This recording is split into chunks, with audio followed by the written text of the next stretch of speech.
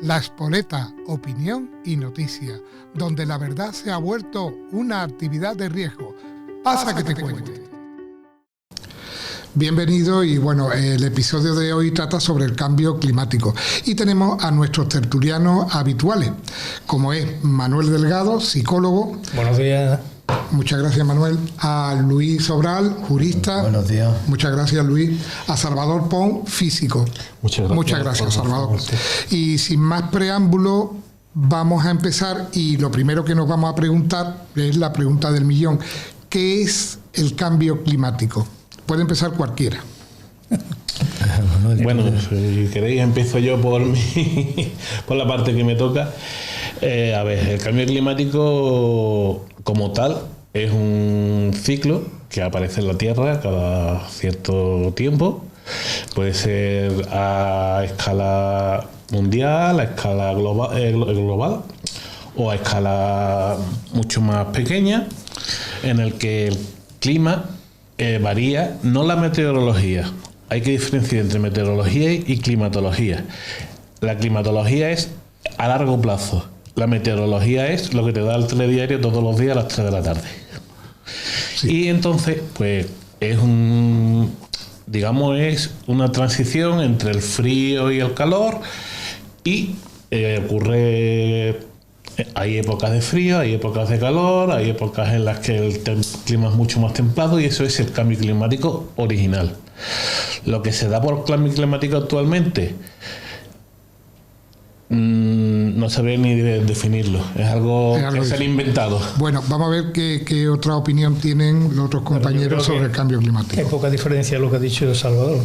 Evidentemente el cambio climático es un cambio de temperatura y patrones climáticos, que actualmente los tenemos definidos desde el año 1850, ¿no? Porque antes del 1850 no había cambio climático. Evidentemente, esto lo que viene a señalar son evidentemente patrones y modificaciones de los ciclos atmosféricos. Pero como bien señalaba antes Salvador, esto no es una cosa que sea puntual, sino que esto viene ocurriendo desde los hace 4.500 millones de años que tiene la Tierra. O sea, ahora nos hemos empecinado en que el mundo se va a acabar en el año 2030 y esto como los del chiste, ¿no? Si te cae un granizo en la cabeza, seguramente empiezas a sentir que el mundo se está acabando, el tuyo. Yo creo que el cambio climático, lo que viene a señalar ahora mismo, son un interés que supongo que lo vamos a tocar ahora después, tanto económicos como políticos, como incluso culturales, porque desgraciadamente hay mucha gente que se traga los bulos de una forma que es bestial, ¿no? Vale. Bueno, Luis, ¿qué es lo que piensas tú? Yo estoy de acuerdo tanto con Salvador como con Manuel en todo lo que están comentando. Son etapas, son ciclos y que, bueno, que no quita que eso lo hablaremos durante la tertulia que tenemos, porque, hombre, hay cosas que tenemos que mejorar siempre, hay cosas que tenemos que cambiar, hay cosas que son, digamos, cuidados que tenemos que tener ante el planeta de llevar un control de ciertas cosas, pero siempre con un rigor normal, de decir, oye, esto hay que hacerlo así, esto hay que hacerlo asado, y tenemos que tener un cuidado sobre el planeta, pero esto de que hay un cambio que está promovido porque el hombre está haciendo, pues en principio yo lo que veo es que en mi ciudad, por ejemplo, no ha cambiado absolutamente nada desde que yo era pequeño. Las mismas precipitaciones anuales, del mismo calor. Dicen, es que claro, hace más calor porque estamos este verano, pero es que todos los veranos siempre creemos que hace más calor que el verano anterior. Llegaremos a eso, llegaremos. Y siempre pasa lo mismo, entonces siempre tenemos las mismas temperaturas. Lo que pasa es que por no estar adaptados en ese momento a esa época del año que hace calor o a esa época del año que hace frío, pues siempre distorsionamos los datos, ¿no? Bien, ahora otra cosa. ¿Para qué lo han inventado y cuál es su objetivo? Porque claro, esto es un invento. Como siempre, ¿Para qué lo han inventado, no? Como siempre. Bueno, yo creo que hay 3 puntos ahí fundamentales, ¿no? Que antes lo señalaba, ¿no? Es una cuestión económica, una cuestión política y una cuestión cultural, ¿no? O sea, ¿por qué lo han inventado? Porque es un negocio. Han inventado la forma de las grandes empresas de cambiar una mecánica económica. O sea, hoy yo creo que es que el negocio fundamental es el control de las personas. Entonces, ¿qué ocurre con esto? Que tenemos una forma más de estar controlando a la gente, metiéndole un miedo que es fundado, como bien señalaba antes Luis, porque evidentemente el mundo está cambiando, pero no infundable en el sentido de que esto se va a acabar dentro de 10 días, ¿no? Yo creo, si no recuerdo más, que al mundo le quedan entre 1.000 señalados, entre 1.000 y 2.500 millones de años. Si yo llego a esa temperatura, o me nombran Dios o algo aproximado, porque es que, vamos, no tiene mucho sentido, ¿no? Es un negocio. Sí, evidentemente se está haciendo negocio, como dice Manuel, muy bien apuntado. Se está haciendo un negocio con el clima que no deberíamos de tomar el clima a la ligera. Si es verdad que se está produciendo un pequeño cambio, como puede ser un verano más caluroso, un verano más frío. De hecho, yo este verano he notado mucho menos calor que veranos anteriores. No sé, es por simplemente echar abajo un poco lo que es el cambio climático. Que quieren vendernos coches con menos potencia, que quieren vendernos lavadoras súper ecológicas, que quieren vendernos aire acondicionado que no enfrían y cosas así. Es decir, don dinero. Pero eso las abuelas tenían abanico. Y no tenían ningún problema para hoy. Sí. Y las casas tenían unos muros así de gordos que no entraba el calor. Ahora mismo lo tienen así de fino, pues imagínate. Pero bueno, vamos a seguir porque ahora viene la pregunta intelectual. ¿Quién gana dinero con ello? ¿Quién es el que gana dinero? Yo creo que ahí sigue habiendo 7 grandes familias que se están enriqueciendo con un mal sentido, porque yo creo que se piensa que van a sobrevivir al mundo, ¿no? Y el mundo, evidentemente, como antes apuntaba Salvador, es que estamos en una nueva glaciación, aunque los pese, ¿no? Datos técnicos dicen que en los últimos 100 años, que no estamos hablando, yo creo que ninguno de los que estamos aquí, todos lo hemos conocido, ¿no? En los últimos 100 años, la Tierra ha cambiado, la temperatura ha subido 1,1 grado en 100 años. Y así multiplicamos por eso, dentro de 2.500 años, pues tendremos unos 10, 11, 12 grados. Claro, ¿cuál es el problema de todo esto? Que esta gente pues nos está vendiendo lo que antes apuntaba Salvador. Coches eléctricos porque no tenemos que contaminar, nos están vendiendo unos espacios de control muy significativos donde nos tenemos que mover y nos están cambiando los ritmos de comida. Porque ahora, en vez de que nos comamos una vaca porque contamina muchísimo con el metano, los humanos no, las vacas sí. Sí que es verdad que nos están empezando a meter granjas de saltamontes, es decir, la proteína va a venir del reino insectal.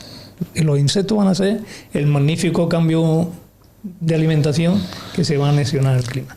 Yo creo que ese es el problema básico de lo que se está produciendo, pero es que el problema es que estas empresas cotizan en bolsa y son negocios muy lucrativos, ¿no? Pues voy a hacer la pregunta ahora de cómo se gana el dinero.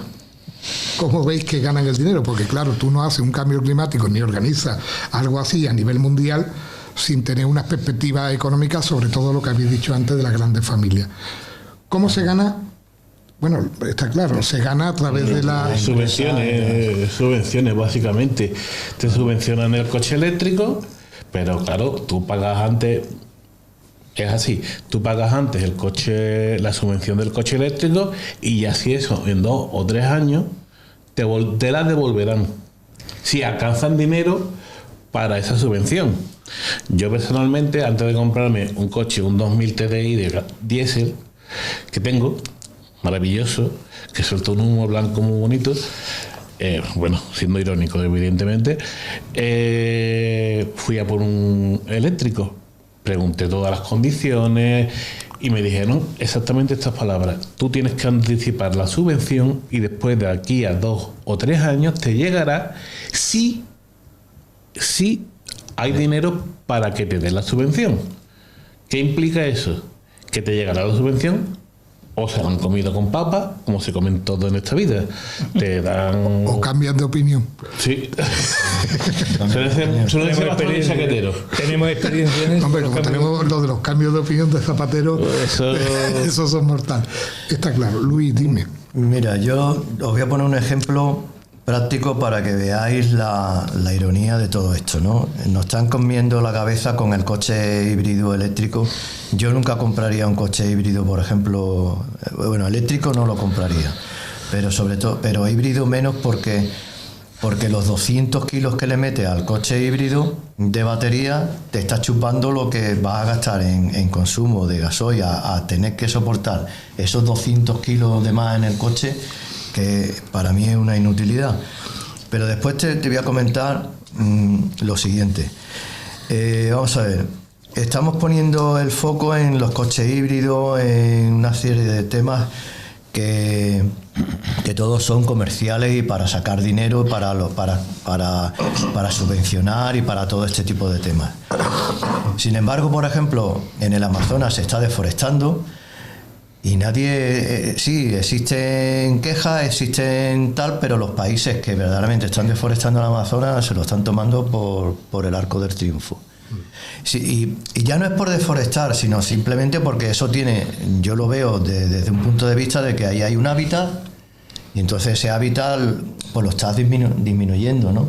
Entonces, oye, pues a nadie le gusta que te quiten tu casa y se utilice para otra cosa, pero eso es otro tipo de política, otro tipo de gestión y otro tipo de problema, ¿no? De que tú tienes un hábitat concreto y te la estén disminuyendo y tú digas, oye, no, yo es que quería tener el hábitat que tal, y eso ya son problemas de las personas que viven en ese, o indígenas que viven en esos espacios. Pero el problema que yo más veo que no se mira, por ejemplo, y siendo piloto, nunca no se ha tocado, en la aviación no se ha tocado nunca el problema de la aviación, porque por ejemplo cuando tú tienes un coche o fábricas o tienes cualquier tipo de acción de emisión de CO2, al estar digamos en superficie, la lluvia normalmente esa polución que estás creando la disipa, entonces no tienes ningún problema. Pero cuando tú estás circulando a más de 20.000 o 30.000 pies de altura, que pueden ser 6.000 o 7.000, 8.000 metros de altura, ahí el aire, digamos, la atmósfera que existe es más o menos perpetua, y ahí no llega la lluvia, porque la lluvia está mucho más abajo en distancia de altura, ¿no? Entonces, ¿qué pasa? Que la aviación anualmente, para que todos lo sepamos, está tirando a la atmósfera 1.000 millones de toneladas de CO2 al año. Joder. 1.000 millones de toneladas, que estamos hablando de una cantidad. Y bueno, y eso no se mira, eso no pasa nada, eso no hay ningún problema. Entonces, si ahí no hay ningún problema, porque hay un problema con el coche que tengo en casa. Mira, y otra cosa, Luis, tú has dicho que eres piloto. ¿Tú eres piloto? Tú tienes el carnet de piloto, eres piloto de la licencia de piloto de avioneta. De avión, de avión. De avión. Sí. Por eso, porque no lo habíamos comentado, y por lo menos para que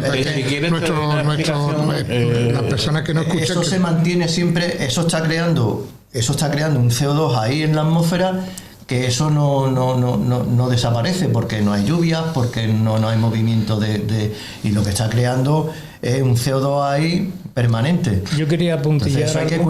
Habría que cuidarlo un poco, ¿no? Hombre, por supuesto. Oye, tampoco podemos ser de decir, no, aquí venga todo jauja y no vamos a hacer nada por el planeta. Por supuesto. A ver, que no nos tomen tampoco como de que si decimos que el cambio climático es algo que, bueno, que en principio nos estamos dando cuenta de que es un ciclo, de que todo no está total contrastado con que ese cambio climático, pero sí somos personas, o por lo menos en mi caso, de que veo que también hay que cuidar un poco lo que es el aire, lo que es el planeta, ¿no? Pero sin embargo, lo que veo que más problema tiene y donde más está la cuestión del CO2, ahí nadie se preocupa ni nadie lo soluciona. Vale.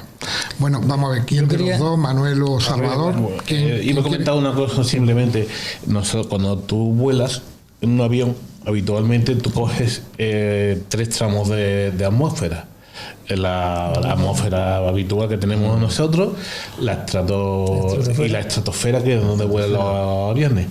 En la estratosfera no se mezcla con... Exactamente, eso siempre permanece ahí. Permanece ahí, pero eso, el CO2 que hay ahí sí va disparado hacia la atmósfera mediante unos chorros de aire llamados jet stream. Y entonces el CO2 que llega a los aviones, se destruye una vez llega a la termosfera. Es decir, sí, que por eso no hay problema. El problema se lo han inventado. Es decir, llámese los chemtrails, que son los aviones estos que dicen que no fumigan, que no... Yo no soy para nada... Eso es cristal de vapor de agua que se cristaliza. Sí, yo lo sé, vamos, es básicamente eso. Y ya está, eso no... Pero que el problema del CO2 lleva existiendo desde la época de los dinosaurios. Toda la vida. Toda la vida ha habido CO2. No me pueden decir que no. Y yo creo que el repunte máximo de CO2 fue en la época de la revolución industrial, en la que no había filtros, no había regulaciones de medio ambiente. Yo me vengo a la época victoriana de Londres, donde se veían las calles todas oscuras, de hollín, el hollín sí que es realmente un peligro, porque es CO o carbono que no tiene una regeneración. Ya. Vale. Pero yo ahí es que quería puntualizar una cosilla, de acuerdo con lo que estáis diciendo, ¿no? Indudablemente. Pero hacemos hincapié en lo que es el CO2 porque el cambio climático se empezó a utilizar con aquello de que la capa de ozono iba a desaparecer, de que el mundo se iba a involucionar de alguna manera y íbamos a salir ardiendo. El CO2, si no existiera, no existiríamos ninguno de nosotros, porque los ciclos vitales se fundamentan en el consumo de carbono. Es decir, evidentemente, como se apunta Salvador, el carbono no lo podemos digerir. Y lo de la revolución industrial, estoy de acuerdo contigo en parte, pero no nos olvidemos que el volumen poblacional que había en aquellos momentos era mínimo. No es comparable con lo que tenemos actualmente. Estoy de acuerdo contigo, Manuel. Pero que quiero decir que el punto álgido, porque después sí vinieron ya regulaciones y sobre todo los estadounidenses. Claro, a partir de 1950. Tenían la mayor y la mejor legislación ambiental del mundo. A mí me vienen y me dicen, no, es que una fábrica en Estados Unidos puede hacer lo que quiera. Léete las normas ASTM sobre medio ambiente y después me compara las normas ASTM con las normas que tenemos aquí en España sobre medio ambiente. Que yo me río de las normas que sacó desde Aznar para adelante. Las normas son pura... Es que esas son de la fachada, digamos. Son de la Unión Europea. Nosotros sí, no, pero quiero decir yo, a ver, medio ambiente estamos hablando de playas, de senderos, de todo. Hay normas que son irrisorias, que son decir, bueno, vale, como viene de arriba, la voy a plantar aquí como pueda, le doy un giro raro y lo que hago es placa. Pero claro, yo lo que venía a referirme básicamente es que el polar contaminante, como antes señalaba Luis, evidentemente lo tienen esa revolución industrial, esa industria que vivimos, pero que la necesitamos porque nos hemos habituado a ello. Pero cuando hacemos el foco, que es el que nos preocupa a nosotros directamente, lo situamos en la agricultura, lo situamos en la ganadería y lo situamos en los seres humanos. Somos los emisores de metano, somos los emisores de CO2. Y bueno, ¿qué vamos a hacer con nosotros? ¿Nos vamos a quitar también del medio? O sea, el problema básico estriba, desde mi punto de vista, en que toda esta falacia que se ha creado de consumo, de destrucción del mundo y demás, y el negocio está básicamente en la recuperación de residuos. O sea, si nos damos cuenta, cada vez hay más plantas de recuperación de residuos. Y el negocio básico que tienen las grandes empresas estriba precisamente en eso, es decir, en recuperar los residuos. Sean de baterías, sean de chasis, hay un coche en el 80% es recuperable de alguna manera. Y ahí es donde tiene básicamente. Y lo de la contaminación, hombre, yo estoy de acuerdo que hay que evitar contaminar, pero contaminar empieza por uno mismo. O sea, contaminación es todo aquello que afecta al medio ambiente, todo aquello que nos afecta a nosotros. O sea, hay que tener un cuidado, pues claro que hay que tener un cuidado, pero no exagerado. Que yo creo que el problema que tenemos aquí, como antes decía, antes empezamos con el tema de que el ozono se nos iba a acabar, se cubre la capa de ozono y no hay más. Y yo tengo una anécdota que la utilizo muchas veces. Yo no tengo nada contra los discapacitados intelectuales modernos, no los que lo sufren. Pero yo pongo un ejemplo. ¿El agua que hay en el mundo ha cambiado desde que el mundo hace 4.500 millones? No. Entonces, si no ha desaparecido el agua, si no ha desaparecido ni la estamos perdiendo, ¿cuál es el problema que tenemos con el agua actualmente? Hombre, el problema que tenemos actualmente con el agua no es la agricultura, no es la ganadería, no es la industria, no son las zonas de regadío, no. Somos los seres humanos que hemos crecido de menos de 1.000 millones a 8.000 millones de personas. Es decir, ¿quiénes están aumentando el consumo? Nosotros. Y esa es la misma falacia que nos venden. Es decir, en definitiva, el problema somos nosotros. Y los cambios climáticos se producen con una periodicidad de alrededor de 100.000 millones, no años. O sea, que estamos hablando de que mañana vamos a desaparecer del mundo. Yo creo que tenemos un problema básico de comprensión y de asimilación cultural de lo que está pasando realmente, ¿no? Vale. Vamos a empezar con otra pregunta y vamos a ir a otro tema. ¿Qué son los bonos climáticos? ¿Qué pensáis que son los bonos climáticos? Salvador sabe más que yo en ese tema. Los bonos, porque ya nos vamos a ir directamente ya a lo que es a la pasta. El negocio. A la pasta. Yo lo veo como el negocio del siglo, ¿no? Es como todo, el politiqueo y el sacar dinero, como pasa con las ONGs, con los inmigrantes, que están sacando pasta por un tubo a costa de unos desgraciados inmigrantes que tienen que venir aquí a España, ya sea por lo que sea, a que yo en muchas cosas no estoy de acuerdo, como todos sabéis, pero bueno, por los bonos es lo mismo, ¿no? Sí, hombre. Sí. Y bueno, ya también otra cosa que ya podéis contestar cualquiera de vosotros: ¿para qué sirven los bonos climáticos? Aparte que para forrarse los mismos que tienen la ONG. Yo creo que aparte que para eso, por ¿para ejemplo, qué te sirve? dan un bono en la definición está la respuesta. Se están forrando los mismos que han creado. Los mismos que se forran de la ONG se forran con los bonos. ¿Es una casualidad? Pero yo creo que eso lo apuntabas tú como pregunta, y yo voy a hacer una ratificación. Yo creo que hay un desconocimiento generalizado. La gente no sabe lo que cotiza en bolsa. La gente, cuando se habla del IBEX 35, no sabe cuáles son las empresas que realmente mueven en este país los negocios. Y sería importante, yo creo que la labor básica, y yo creo que eso es algo que estamos haciendo aquí, es que la gente se cultive mínimamente y se pregunte cuál es el problema, ¿no? Ya, porque las soluciones no están a nuestro alcance. Yo no creo que vamos a llegar más de 100 años ninguno, con lo cual que cada uno se vaya por esa cosa. Voy a explicar un momento qué es el bono climático. Lo que no sepáis lo que son los bonos climáticos, son unos bonos que hacen unas empresas tipo ONG que se la dan a las empresas que contaminan. Si tú compras y pagas bonos climáticos, pues tú no contaminas. O sea, tú sigues contaminando, pero compras X bonos climáticos. Y entonces pues te dan un cartelito, te ponen una cosita verde y tú eres estupendo, porque le has pagado a ellos por seguir contaminando. Esos son los bonos climáticos. En definitiva, eso lo estamos viviendo en África, porque África, como es un país que no tiene industria, pues lógicamente vende esos bonos climáticos a China, a la India, a Estados Unidos, a Rusia, es decir, a aquellos países que realmente contaminan. Bueno, el negocio precisamente lo tienen por eso.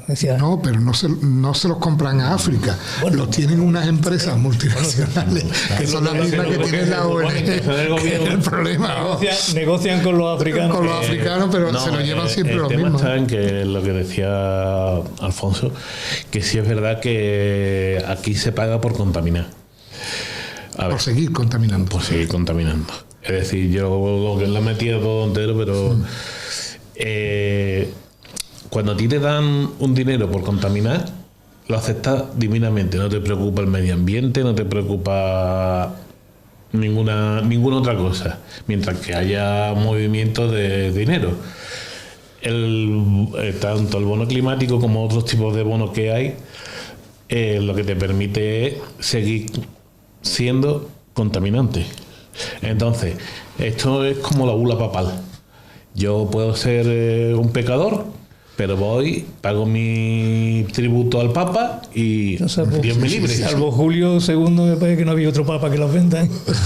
Bueno, se formó el gran follón con Lutero por culpa de los... Pues a veces aquí se forma lo mismo y hay otro Lutero, porque se formó un follón con Lutero tremendo por culpa de pagar precisamente la bula o los bonos. No sé si por los bonos saldrá alguien. Yo sé que, por ejemplo, el Tribunal de la Roca sí ha vendido muchos divorcios. El Vaticano se ha hecho así. Entonces quiero decir que viene a ser lo mismo, es decir, vienes a pagar por decir, bueno, pues en vez de 120 miligramos por litro de CO2, puedo emitir 150. Vale. Estoy más sobradito. Vale, bien, entonces vamos a cambiar un poquito lo que es la pregunta y vamos a irnos ya a un efecto que sea un poco más grande, ¿no? ¿Qué es el efecto invernadero? Tanto que nos están diciendo. Bueno, efecto invernadero. El efecto invernadero básicamente es la acumulación de gases en la atmósfera que impiden que Es que no quiero ser muy técnico. No, que pues impide, sélo, Lo soy. sí. Vamos a ver, nosotros tenemos una reflexión de la luz que va hacia el espacio y otra que se queda dentro del planeta. Existen ciertos gases que permiten que la luz en forma de calor se quede en el planeta, y hay otros gases que permiten la salida de la luz. Entre los gases de efecto invernadero encontramos el metano, el CO2, el CO, el monóxido de carbono y algunos tipos de óxido de azufre.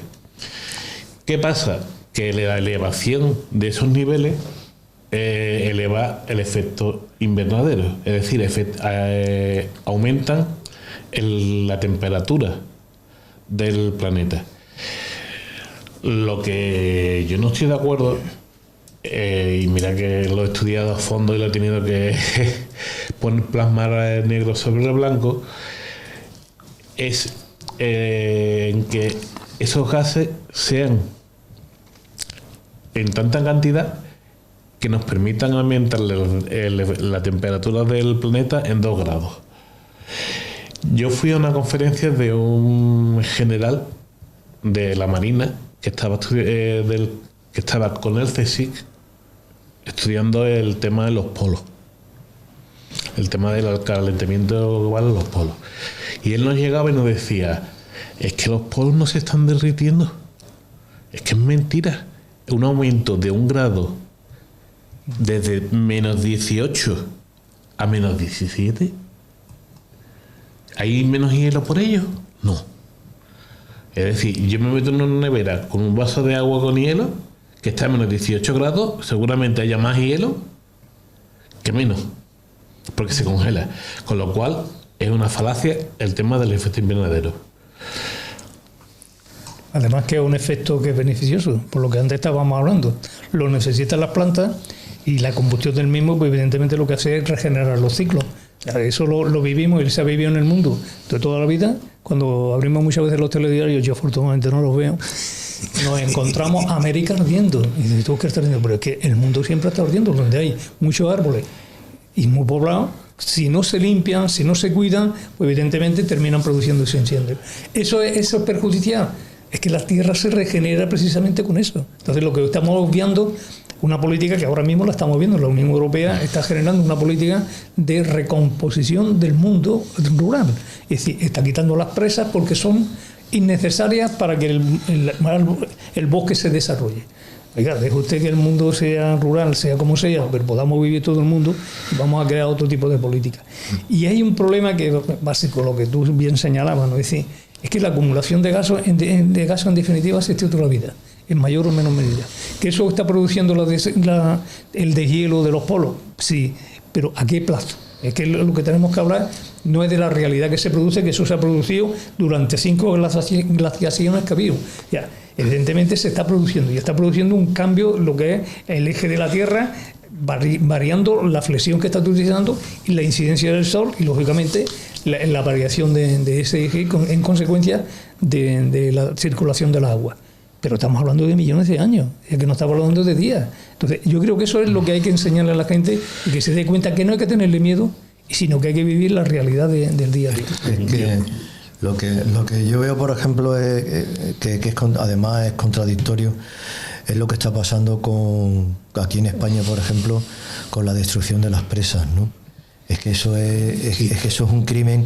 Están dejando a los agricultores sin agua. Pero señores, si me estáis diciendo que llueve menos y que el clima está cambiando, vaya a destrozar las presas que tenemos hechas para que no haya un almacenamiento de agua.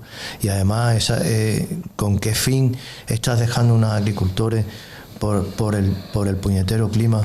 De que me estás contando de que esa presa está... ¿De dónde me sacas que esa presa está destrozando el clima y está destrozando cualquier tipo de hábitat ni de nada? Bueno, pero de todas maneras voy a entrar a otra cosa, que había hablado del sol, y vamos a meter un tema que tenía preparado, pero bueno, se ha adelantado un poquito.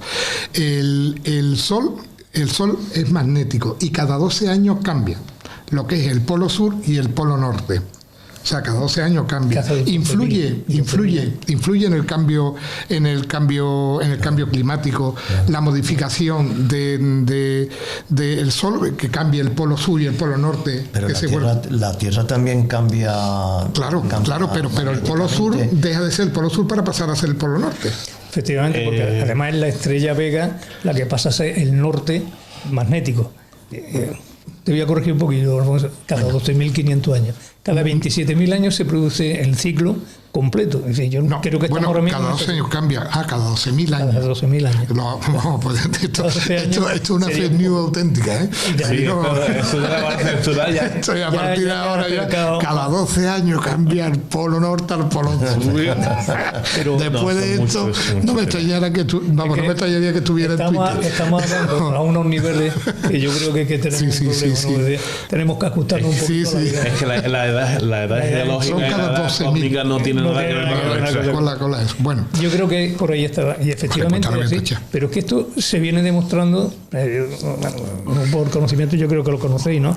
Cuando Wegener describe la teoría de la deriva continental, es decir, cuando del gran continente que se suponía que teníamos, ese Pangea se fractura y se aparecen los continentes que actualmente vivimos, él hace una definición teórica. Eso lo hace en el 1940 y pico, y no se puede demostrar hasta 1973, cuando un señor físico con un magneto se recorre toda la cordillera transoceánica y comprueba efectivamente las variaciones polares. Es que eso va a ocurrir, repito, 27.000 años, pero eso es una fracción de tiempo comparado con lo que tenemos hablando del universo. Estamos hablando de 4.500 millones de años. ¿Quién cifra eso? Vale. Y voy a decir un detalle que cuando yo digo 4.500 millones de años, la cifra entre los grandes científicos que tenemos siempre vaculan, porque no hay una cifra exacta que diga cuándo se construyó el mundo, ni cómo se apareció en el mundo, ni mucho más, ¿no? O sea, estamos hablando sobre especulaciones en todos los sentidos. Cuando tú dices 4.500 millones de años, yo que un poco creo que sé, un poco, no mucho, el origen de la Tierra está en 13.600 millones de años, es el origen del universo. Uh-huh. La Tierra se formaría sobre unos 13 millones de años. Los datos que yo tengo son 4.000. Estoy ahora mismo un poco fuera de juego, pero justo en los 4.500 millones de años fue cuando se formó la vida, basándonos en lo que es el Darwin, la genética de Darwin, todos los grandes experimentos que se han hecho. Y claro, evidentemente el mundo era una completa bola de CO2. ¿Qué pasa? Que las primeras criaturas que aparecieron en el mundo fueron algas. Ellos creaban del CO2, creaban oxígeno, que era un veneno. Era un veneno para las plantas. Entonces hubo un momento en el que un alga pasó de ser alga a ser una bacteria. Una bacteria, una ameba, no sabemos, no tenemos ciencia cierta de lo que se convirtió, pero en sus genes se transformó en el que respiraba CO2 y respiraba oxígeno y producía CO2, con lo cual todo lo que estamos hablando de que se va a acabar el mundo en 30 años o en 100 me parece tan mentira que es imposible.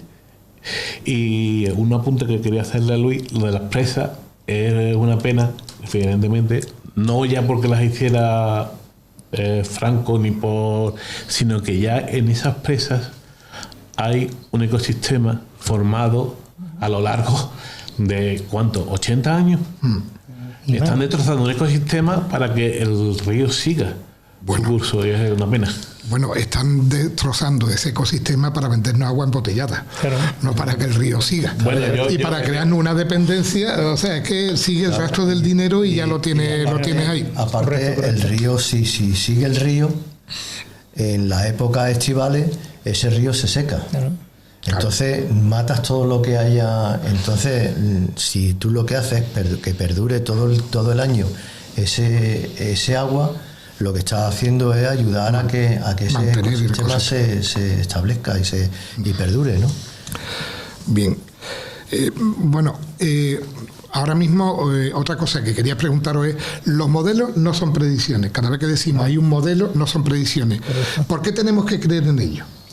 Cuando se crean los modelos, esto de que ahora mismo estamos hablando de modelos, en 30 años se agota, eso es un modelo que se ha creado con los datos que hay desde 1981, que más o menos empezaron ya a hacer unos datos más centrados, porque antiguamente tú tenías, hoy en día donde se mide el clima, como se mide, pues son unas cabinas especiales que están a X centímetros de la Tierra, que están en sitios coordenados perfectamente y que tienen una estabilidad científica tremenda desde el año 80, 81, 79 aproximadamente. Con anterioridad, ¿no? Con anterioridad podía ser un monje que daba datos, que lo tenía colgado en un sitio, que sí era previsible aproximadamente porque estaba en ese mismo sitio y estaba siempre, era la que había en ese sitio. Pero no es lo mismo que ahora. Pero de todas maneras, ¿los modelos son predicciones? No, es que son estudios matemáticos. Y evidentemente, en esa matemática que se hace, es un cálculo perfectamente estadístico, por lo que tú bien señalas. Es decir, si hay datos, y realmente los datos los tenemos de 1850 y no son todos fiables. Yo voy a introducir una anécdota. Mi hija un día va al campo del abuelo y se encuentra un cuaderno con anotaciones pluviométricas, ¿no? O sea, el abuelo ha muerto, pero tenía 80 años, ¿no?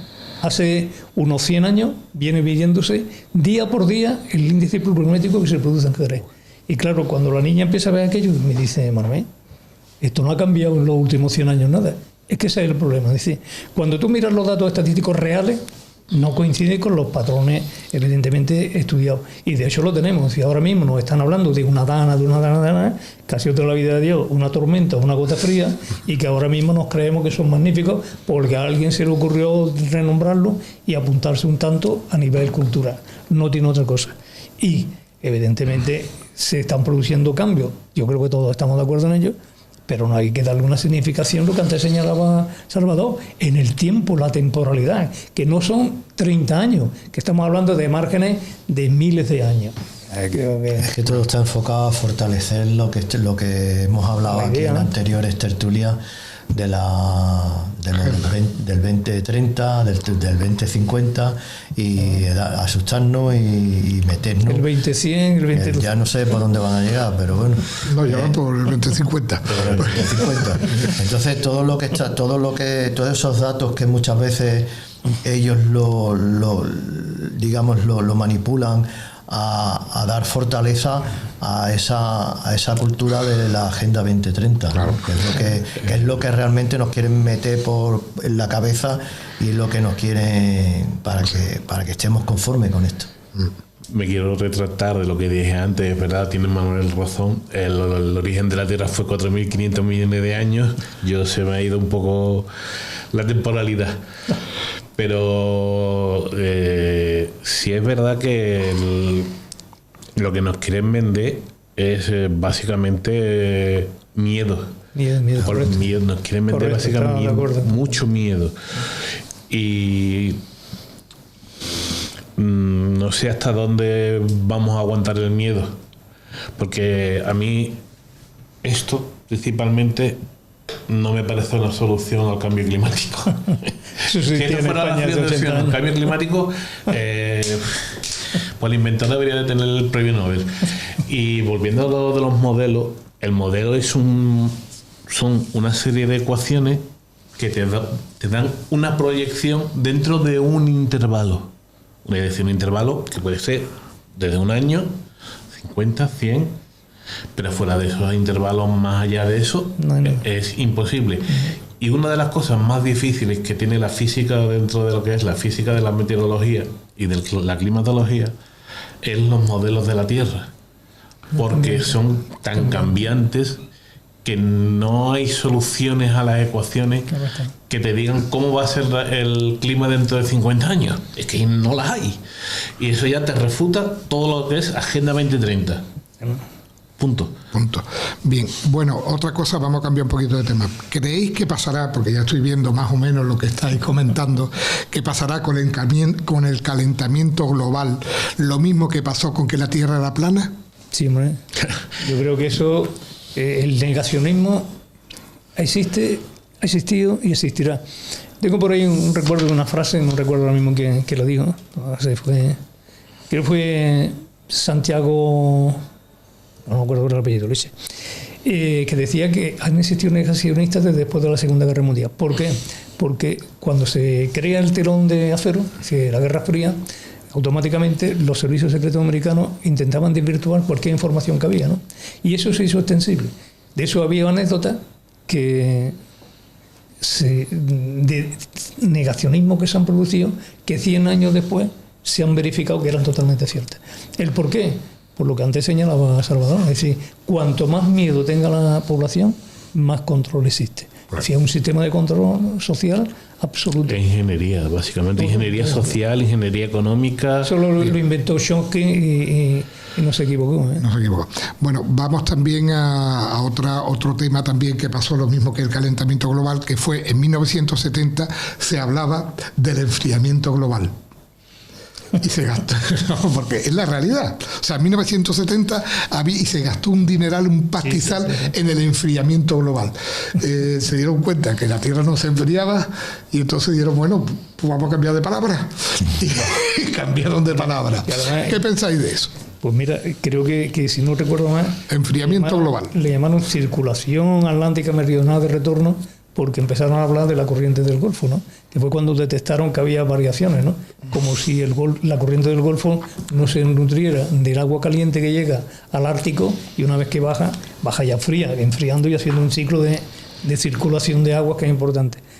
Es que esto es lo mismo que estamos hablando. Es decir, en 1950 creo que fue cuando se crea Kioto, y a partir de ahí, 1970, y a partir de ahí empiezan a crear todo lo que estamos hablando aquí. Es decir, vamos a hacer un negocio, vamos a crear un cambio climático. La OMS, que es esa organización fantástica, empieza a decir que la salud es importantísima y la ONU lo ratifica y ya nos mete a todos en el fregado. A partir de ahí, yo creo que el mejor invento que se hizo para el control de las naciones fue Naciones Unidas y sigue siendo el varapalo que nos están enseñando a nivel mundial. Yo no soy partidario del Berra o del Borra, ¿no? Pero indudablemente hay que cambiar la estructura e independizarnos un poquito todo el mundo. Yo creo en las federaciones, no en las confederaciones. Bueno, seguimos con el enfriamiento global. ¿Qué pensáis vosotros? Pues yo sencillamente son historias que inventan para tener una serie de personas o de organismos o de empresas que se beneficien y tener siempre la excusa de tener ahí lo que tienen, como siempre hemos hablado, de ONGs o de tipos de especulación con el dinero de los demás, ¿no? Estupendo. Bueno, pues ahora otra más, ¿no? Porque vamos a seguir ya con unas cosas que ha habido a lo largo de la historia de este tipo, ¿no? La lluvia ácida en la selva virgen en la selva negra, bueno, porque aquí las vírgenes y en Alemania menos, la selva negra que hay en Alemania debido a Rusia, a la Rusia comunista. Y entonces le echaban todas las culpas y creía que iba a haber una lluvia ácida que con la selva negra iba a terminar. ¿Qué pensáis? Y le echaban las culpas a los comunistas. Después, cuando pasó el tema, ¿qué pensáis del tema ese? Yo ahí tengo que decir que ahí sí es verdad que hubo momentos de lluvia ácida y están contrastados. Fueron momentos puntuales, fueron lugares, sitios locales, y es verdad que cuando hay una empresa, predominantemente una empresa del azufre, ya sea siderurgia o es evidente que hay una cantidad de óxido de azufre en el aire que en contacto con el agua forma lo que es ácido sulfúrico.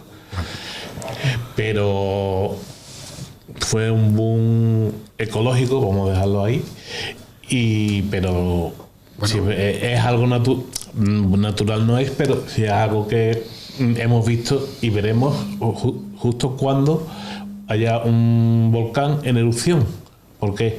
Porque los volcanes principalmente sueltan azufre y alrededor suya es muy difícil que haya una planta porque la lluvia es ácida. Pero no es un problema generalizado ni... Y además que ha sido siempre un efecto natural, porque mucha parte de eso que hablamos del último cambio climático, cuando cayó ese meteorito magnífico que acabó con los dinosaurios, afortunadamente. Que no venga uno ahora.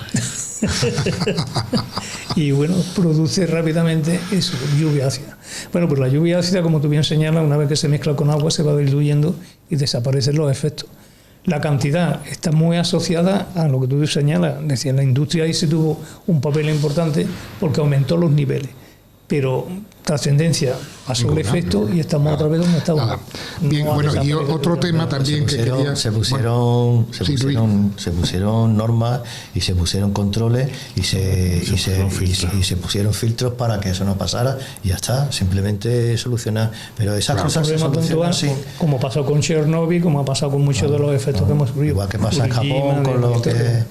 Y eso pues se pone la solución y se acaba con el problema. Vale, ahora voy a meterme en el tema de los agujeros de ozono. Los agujeros ¿De todos o de uno nada más? De cualquier agujero de ozono. Lo que hay ahí, porque ahí nos han hecho cambiar de, yo qué sé, ahí hemos cambiado de todo, ¿no? El agujero de ozono, sí, es verdad que hubo una disminución en el espesor de la capa de ozono, que está aproximadamente a unos 25 kilómetros de altura, que dejaba que lo que hacía era permitir la incidencia de rayos ultravioleta en mayor cantidad. Todo se le culpó a los clorofluorocarbonos, palabra que es más fácil de CFC, para decirlo, que contenían los sprays y las lacas y demás. Se cambió la legislación para que el propulsores y difusores de los sprays fueran otros, y llegó un momento en el que yo vi en las noticias y me quedé anonadado diciendo que es que y fueron en las noticias, cuando las noticias eran noticias, no de izquierda o de derecha, cuando las noticias eran noticias, diciendo que el agujero de la capa de ozono fue un error en medición. No sé qué tipo de mediciones harían ni quiénes las harían, pero... ¿Y en qué época? Porque claro, si yo no recuerdo mal, en primavera suele aumentar el agujero. Supongo que será porque hay más movimientos, más personas, más industria y más incidencia solar. No tiene por qué, porque si nos miramos bien, cuando nosotros estamos en verano, el polo sur está en invierno, con lo cual yo sé que hay más población en el polo norte, del hemisferio norte, que en el hemisferio sur, pero la compensación puede ser mínima, con lo cual yo creo que aquello fue simplemente un error de cálculo, que sí, que puede haber momentos en los que el espesor sea mínimo y otros en los que el espesor sea máximo. Sí, nos dijeron que había noticias que decían ha aumentado la... Sí, vamos a tener que salir con un protector todos los días. Porque, bueno, y después decían, que había... En un caso dijeron que había aumentado el agujero y en otro caso decían que había aumentado los ozonos y que los agujeros... Y que por ahí se no iba a escapar la atmósfera, que no íbamos a quedar sin oxígeno, etcétera. Claro. Yo creo que es un manejo como todo lo que estamos hablando. Todo lo que estamos hablando. Primero, ¿qué os parece que en el Sahel haya más vegetación verde? Visto por los satélites. O sea, en vez de haber una sequía, cada vez hay más verde. Y en España han aumentado los árboles, hay cada vez más árboles. En España hay cada vez más árboles, eso se está viendo y está pasando. ¿Beneficia esto a nosotros? Hombre, vamos a ver. Yo creo que nos beneficia a nivel general. Yo creo que eso lo hemos comentado en algún programa. Si es que la desertización, evidentemente, la estamos produciendo nosotros, y ahí sí hay incidencia de parte del ser humano, porque necesitamos más espacio. Hombre, lo interesante sería volver a recuperar esos espacios que se están perdiendo. ¿Que se puede recuperar? Por supuesto que sí. Hay vegetación que soporta ese tipo de clima. Vamos a implementarla, vamos a trabajarla, como se está haciendo en China, como se está haciendo en Israel, y desde luego recuperaremos. Y es beneficioso. No nos olvidemos que los ciclos de la Tierra se cumplen, ¿eh? O sea, por lo menos vamos a intentarlo. Porque yo digo muchas veces un ejemplo, y antes citaba los dinosaurios, el sitio donde más restos de dinosaurios, aparte de Norteamérica, que se está encontrando es en Marruecos. Es decir, que la situación tropical ha existido y volverá a existir Lo que pasa es que dentro de millones de años, es necesario aumentar la... Y ahora el tema de hablar sobre las olas de calor, si están bien definidas las olas de calor que nos dicen a nosotros. ¿Cómo lo veis el tema? Hay un pequeño recorte por internet en el que se ve la temperatura que pone 41 grados hace en 1980 o por ahí ponía 41 grados en Sevilla y te lo ponía una temperatura amarillo, naranja, una cosa lógica, ¿no? Para el calor. Ahora te ponen 38 grados en Sevilla y te lo ponen un rojo intenso. ¿Qué están haciendo? Meter miedo. Pero eso, perdón, te voy a interrumpir, eso tiene que ver mucho con la psicología del color. A ti el rojo te espanta, mientras que te lo ponen en verde. A mí el rojo me espanta siempre. Bueno, ahí lo tenemos, ya ahí me he pasado cambiando. Ahí es verdad. Bueno, entonces lo de la ola de calor está claro, es evidente que ya sabemos, en verano hace calor y en invierno hace frío. Y en primavera y verano depende. Claro, y cada vez que tú preguntas, pues dices, no, hace más frío, más calor este año. Pero y hace más frío este año, siempre es este año, nunca el año. No, y siempre cuando hemos visto todos los datos que hay. Las propias sensaciones. Sensaciones. Nosotros, evidentemente percibimos el entorno pues como nos percibimos a nosotros. ¿Qué ocurre con eso? Que, bueno, la situación, como antes decía Salvador, es cierta. Si tú pones aquí con aire acondicionado no tenemos calor. Claro. Ahora nos ponemos a mitad de la calle, dándonos el sol y verás cómo estamos. Esto es lo mismo. Es decir, depende de sensaciones, depende de la percepción que tiene la persona y depende también de nuestra propia evolución en edad. Ya, porque cuando eres un niño no te enteras.